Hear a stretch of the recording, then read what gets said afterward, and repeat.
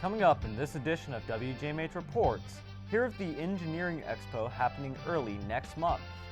Next, see the new floral business opening in a familiar location in Moundsville. Also, see the drug prevention seminar held at John Marshall High School. Stay tuned, that and more coming up in this edition of WJMH Reports.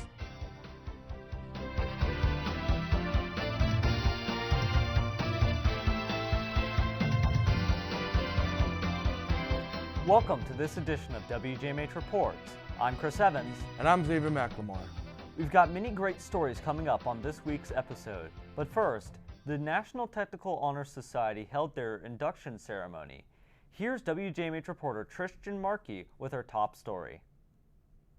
The National Technical Honor Society is a nonprofit organization that honors and empowers students in career and technical education. The ceremony was held in the John Marshall CPA, where many friends and relatives attended this event to give their support to the current members and the inductees. The new members that were inducted received a certificate and an NTHS pin, while the senior members received their tassels for graduation. JM Jr. Maria Evans was among those that got inducted and feels that being inducted into National Technical Honor Society is an honor and has great benefits. I feel that it's important to be inducted because it shows how hard all of JM students work, and it helps them to further their careers in wherever they want to go in the workplace and helps show how hard that we have all been working. NTHS advisor Megan Pintus thinks being in National Technical Honor Society helps students in many ways. The National Technical Honor Society is an honor for the students to be in. It's good to put on your transcripts and your resumes for applications for scholarships in colleges, but NTHS themselves also offer over $100,000 in scholarships a year just to their members, and they can apply for those scholarships every year of high school. WJMH Media Senior and NTHS member Chris Evans hosted the event. 7 NTHS students were also involved in lighting the candles for the ceremony. All of the students that were involved feel honored to be a part of such a great program. Reporting from the studio, I'm Trisha Markey for WJMH Reports. Thanks, Tristan. This year was the first time an NTHS induction ceremony has been held since 2019. John Marshall will be hosting an engineering expo on May 4th after school. The expo is part of JM's Project Lead the Way. The event will also have a science fair feel so the middle and grade schoolers can show what they have learned throughout the year.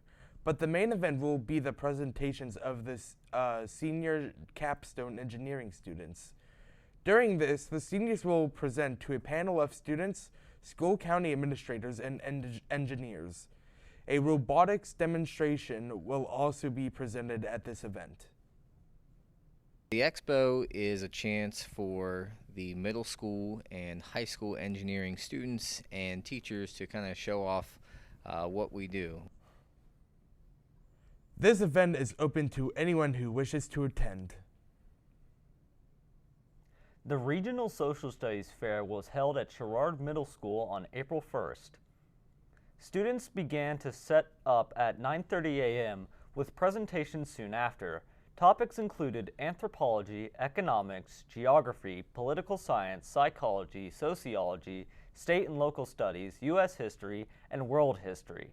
There were 56 unique presentations from winners of their respective counties. There were 17 winners from Ohio County, 6 from Wetzel, 2 from Brooke, and 31 from Marshall. Zoe Zervis, who won a perfect score at the county level for her presentation on ice cream, explained how making it to the regional fair with her friend was very esteeming.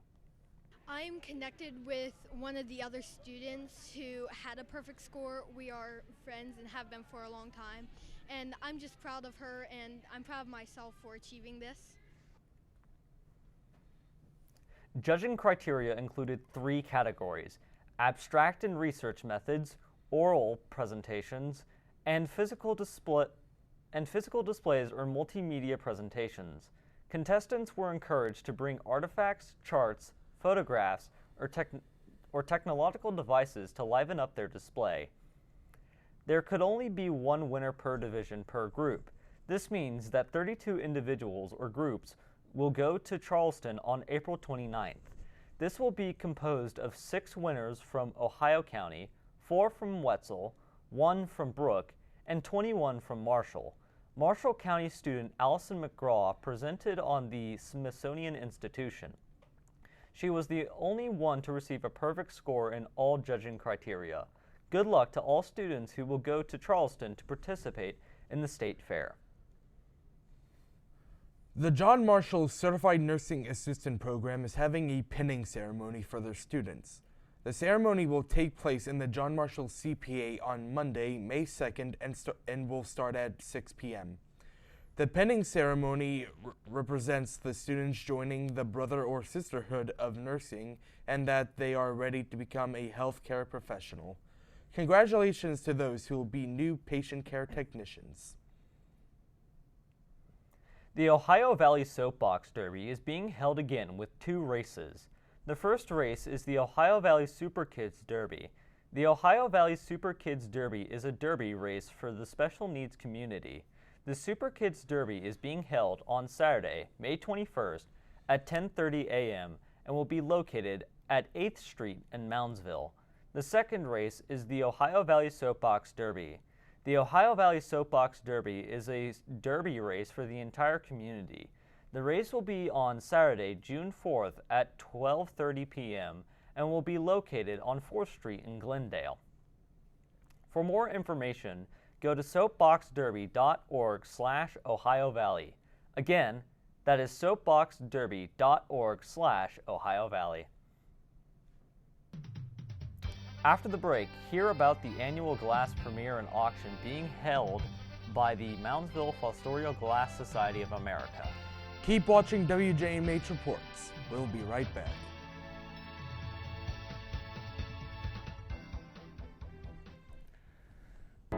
Sometimes one moment changes everything. One song, one game, one mission. Visit Make-A-Wish online to help grant more life-changing wishes.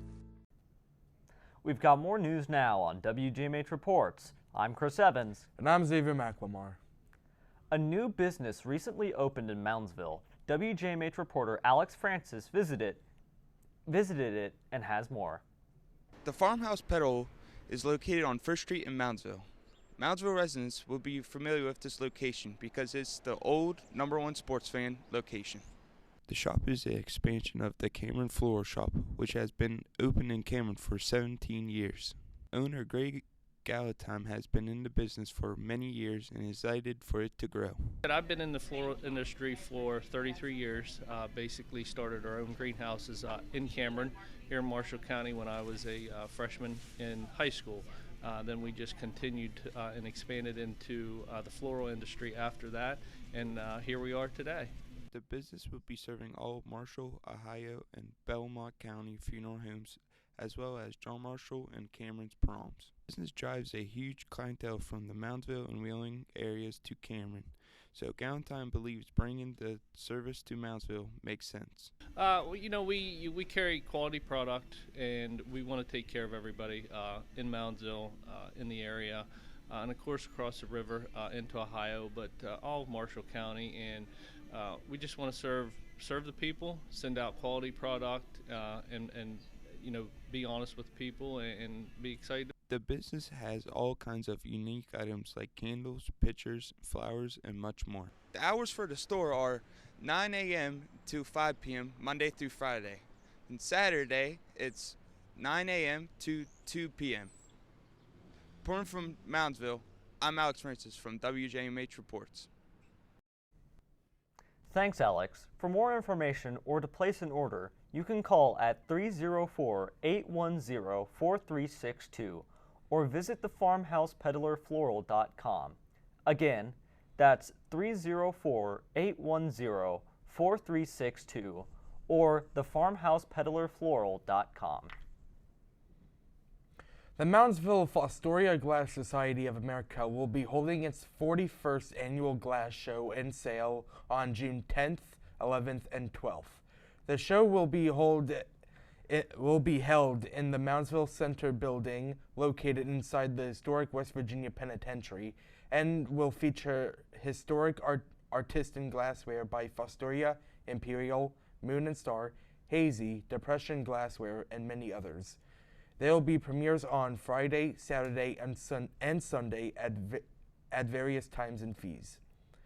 Friday will be held from 4 p.m. to 7 p.m. with a $20 admission fee.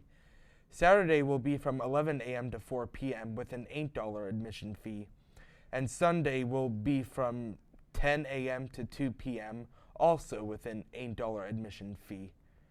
A seminar will be held on Saturday at 2 p.m. with guest speaker Gary Schneider, who will talk about the Opal years.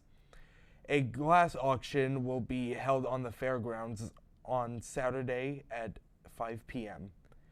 You can pre-register for all convention events at fostoriaglass.org. Again, that's fostoriaglass.org. For further show information, contact Chuck Hill at 304-242-3176 or by emailing cj_glass@comcast.net. Again, that's 304-242-3176 or cj_glass@comcast.net for more information. Marshall University is hosting its West Virginia Governor's School of Entrepreneurship. Any student interested in exploring entrepreneurship as a career should consider applying to the program. The theme of the event is Impact, innovating on a meaningful problem using purpose and a positive attitude to impact community through teamwork. The school will be available to students in grades 9 through 11th and will take place from June 19th through July 9th. Students who participate will engage in creativity, critical thinking, problem solving, and calculated risk-taking in pursuit of solving a difficult problem. At the end of this experience, the students will pitch their concepts to a panel of judges on Demo Day. To apply, go to govschools.wv.gov. Again, that website is govschools.wv.gov. The application deadline has been extended to April 15th. Late last month, public affairs specialist for the U.S. Attorney's Office in the Northern District of West Virginia, Stacy Bishop, came to John Marshall to talk to the students about staying safe while using social media and drug use. She talked about her experience with catching drug dealers and showed presentations and a video about the effects of drug use. Bishop understands that it's hard at this point in a student's life in high school since they have to start making bigger choices that are able to be persuaded. They get a lot of misinformation online and maybe even from some of the adults in their world. I just hope that they listened and take it to heart and make good choices so that they can grow up to be strong and healthy adults. Bishop also asked that parents educate themselves to help understand drug issues and to help educate their kids as well. Marshall County is having its yearly spring cleanup around the community. Dumpsters will be at the following locations on the following dates from 8 a.m. to 2 p.m. On April 16th, Wheeling Creek and Sherrard will have their cleanup day at Sherrard Middle. Limestone will also have its at the Limestone Fire Department. On May 7th, Dallas has its day at the VFD headquarters and St. Joe's will be at the firehouse. For the 13th and 14th, Glendale will have its cleanup at the city garage. Moundsville will have its at the Sam Shaw Walking Trail. On the 20th and 21st, Benwood's cleanup will be at Industrial Park, while McMecken will have its at the old football field. No televisions will be accepted, but car and light truck tires, white goods, electronics, computers, air conditioners, humidifiers, and dehumidifiers will be. Marshall County residents are welcome to use any of the listed sites. For further information, you can call the Marshall County Solid Waste Authority at 304-780-9866. Again, that's 304-780-9866. Stay tuned to WJMH Media for June dates. The Marshall County Health Department and Moundsville Rotary Club have teamed up for Medical Seatbelt Safety Day. The event will give people seatbelt covers with their medical info or emergency contact info in case of a desperate emergency. The event will be held on May 18th from 1 to 6 p.m. in the Marshall County Health Department. You are asked to pre-register by May 1st so that event organizers can have an idea which type of covers are needed. To register, go to marshallcountyhealthdepartment.com and go to the Seatbelt Safety tab or call 304-845-7840. Again, to register, go to marshallcountyhealthdepartment.com and go to the Seatbelt Safety tab or call 304-845-7840. Seatbelt covers are not approved for car seat straps, but can be connected via a hook and loop fasteners to car seats. These accessories will be available at the event. After the break, WJMH reporter John McGlumphy will sit down with this week's in-studio guest, the Marshall County FRN Executive Director, Stacy Dye. WJMH reports will return after this break.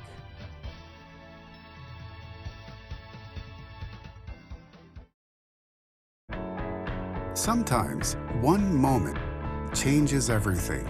One song, one game, one mission. Visit Make-A-Wish online to help grant more life-changing wishes. Welcome back to WJMH Reports. I'm John McGlumphy. The Marshall County FRN responds to the needs of the community and has a mission of mobilizing people to engage in positive and meaningful changes. Joining me now is Marshall County FRN Executive Director, Stacy Dye. What are the most important things Marshall County FRN does for the community? We do a lot of different things in the community regarding both needs and opportunities. So we don't just work on challenges we may have, like food insecurity or things like that, but we also work on opportunities maybe to bring in resources to the community or partner with really exciting corporations or businesses to do different innovative programs. So it's not just an organization that works on the things that we all need, but really like things we could all have and do. What are the most common things that FRN does for the community? Well, we can work on anything from birth to death. So any issue in our community that we can find a lot of partners around, work with other organizations and groups to really address some of the things like food insecurity for us during the pandemic was one of those things we stepped in and did a lot around, whether that was emergency food response or mobile food distribution. We do that with the food bank a few times a year. Those are things that were new, and because of the pandemic, we really had to step up and do something different from what we had done in the past. What are the most common things that FRN does locally? Well, every year we have certain projects we work on. We help with the back to school fun fair, we do things for Christmas gift distribution, we do food giveaways or food drives. But the best part about the FRN is really that when we see people working around something, whether that's a group of kids that want to do something in leadership development, or whether that's people that want to do litter cleanup or something like that, we can really adapt and adjust based on what people want to do and then our needs at that moment, be kind of responsive as it's happening. How long has the FRN been doing these things? Well, there's an FRN in every county in West Virginia, and FRN started in 1992. Marshall County got ours in 1996, and then I started in 2001. So I've been here over 20 years, so that's a long time. Yeah, it's a good chunk of time. Yes, it's a good chunk of time. Who is affected most by the work everyone does at the FRN? I think that a lot of times, obviously, we're helping everyone in our community, so everyone in Marshall County. And beyond that with some of the other projects we do, but we work with a lot of organizations. So for us, that's almost our client. So if that means that we can help another organization like our soup kitchen, our Feeding Body and Soul Soup Kitchen, to do the work they're doing, a little easier, or make sure that services or resources are available at that location, then that's kind of where we put our focus. How far is your reach? We have a lot of programs that are specific to Marshall County, but then we do have some that are statewide. How can people watching at home help? I think there's multiple pieces to this. I would say certainly social media is such a great tool for organizations and specifically for us to get the word out about what's happening, what organizations need. So you can be in the know about what events, fundraisers, or drives people may have or organizations may have. So I would say what students could do, and teachers, could follow organizations in your community on Facebook or Twitter or any Instagram, and then engage in that, participate in events, attend fundraisers, donate when they need donations, whether that's monetary or product, and just be engaged in that level and then step up as needed. And I also think that really, if you're interested in something, that you could take your gifts, skills, and talents and help other organizations do their work better. Agreed. Thanks for joining us, Stacy. If you want to help the FRN in any way, you can visit their website at marshallcountyfrn.com. Again, that's marshallcountyfrn.com. After the break, see the results of the JM archery team as its state tournament. WJMH Reports will return after this break.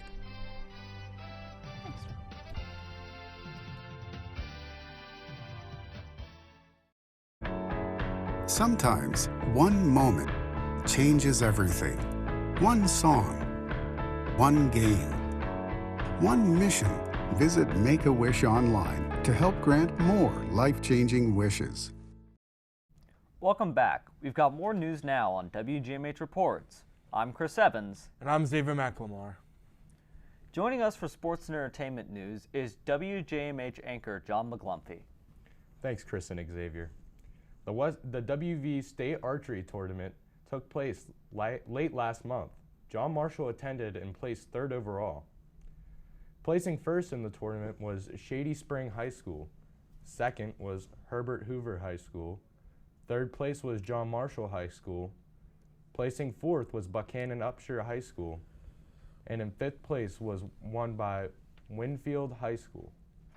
JM Archer and 10th place winner Kenny Eric believes that his team put a lot of effort into the state tournament and is excited for nationals. I feel like we could probably show up at nationals and make a little noise. I don't know if we're going to end up winning or even placing, but I'm excited to go up. Congratulations to those who participated in the tournament. Nationals will be taking place in May in Louisville, Kentucky, with 14 JM archers attending. Valley Hospice is an organization whose mission is to ensure access to care for those living with a life-limiting illness. They'll be hosting a golf scramble on May 13th. Registration for the event will be from 10 to 11 a.m. at the Wheeling Country Club, and shotgun start will be held at 11 a.m. Food, drinks, prizes, and contests are included, and dinner will be held immediately after the event.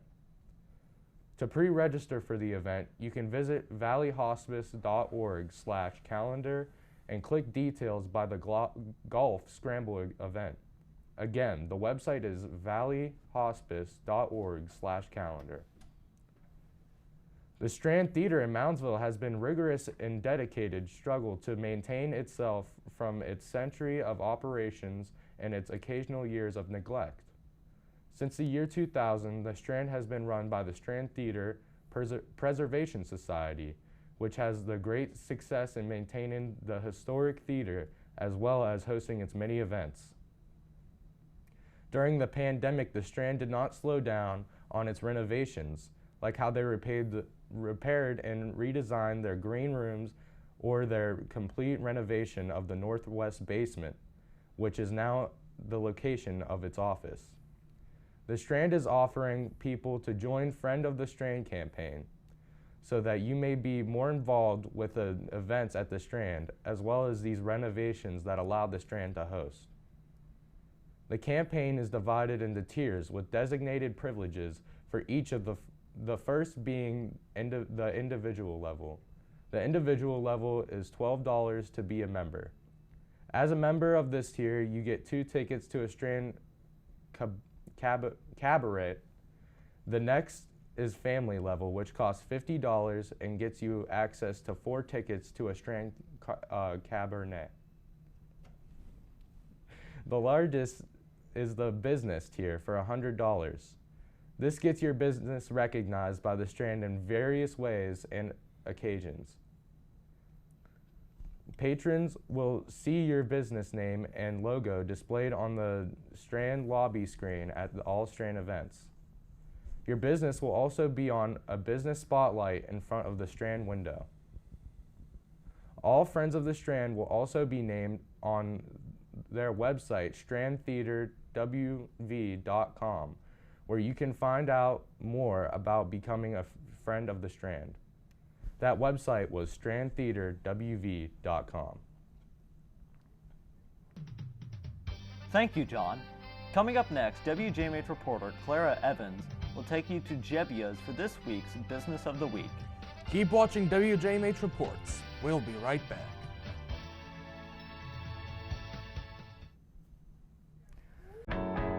Sometimes one moment changes everything. One song, one game, one mission. Visit Make-A-Wish online to help grant more life-changing wishes. We've got more news now on WJMH Reports. I'm Chris Evans. And I'm Xavier McNamara. This week's Business of the Week takes us to Wheeling. WJMH reporter Clara Evans has the story. Jebbia's has been in business for over 70 years and have no intentions of closing anytime soon. The business was originally founded by Eugene Jebbia. Jebbia started his business by selling his produce off of the backs of trucks before moving to Center Market and then later on to the street corner it now resides on. The business is currently owned and ran by Jebbia's sons, who have turned the store into a large and rather successful business. Manager of Jebbia's, John Palate, feels that the most important parts of working at Jebbia's are getting to know your buyers and customers as well as knowledge of the products you're selling. We're kind of old school here. We like to interact with the customers. A lot of our customers are regulars. They know us. They know that we have the knowledge. Palate takes pride in the large variety of produce offered at Jebbia's and the quality of it. So our knowledge and interaction with the customers, I think they appreciate that, especially with produce, because you do got to know what's ripe, what's not ripe, when to eat it, and what certain items are. There's stuff you've probably never seen before in here. Jebbia's offers many different kinds of fruits and vegetables, as well as bread, milk, cheese, eggs, and many other things. They also provide produce for many different restaurants and schools. If you would like to visit Jebbia's, they are open Monday through Friday from 9 a.m. to 5:30 p.m. and on Saturdays from 9 a.m. to 5 p.m. Reporting from Jebbia's Market in Wheeling, I'm Clara Evans for WJMH Reports. Thanks, Clara. According to Palate, like all businesses across the nation, Jebbia's is working to combat the current economic situation. During these difficult times, the business strives to keep prices reasonable and their quality as good as possible. I was surprised by just how beautiful the displays were at the Astoria Glass Society. I'm definitely going to have to make time to try and go to their auction. Yeah, definitely. I'm probably going to have to drop a few bucks, but personally, I'm more excited about the Soapbox Derby. Yeah. On a completely separate note, major congratulations to everyone who is inducted in the NTHS. Thank you to everyone who watches WJMH Reports. Thank you to WLU-TV and Xfinity for airing WJMH Reports. We'll be back in May with our final show and more stories from around the community right here on WLU-TV. For Xavier McLemore, John McGlumphy, and everyone here at WJMH Media, I'm Chris Evans. Thanks for watching and have a great day.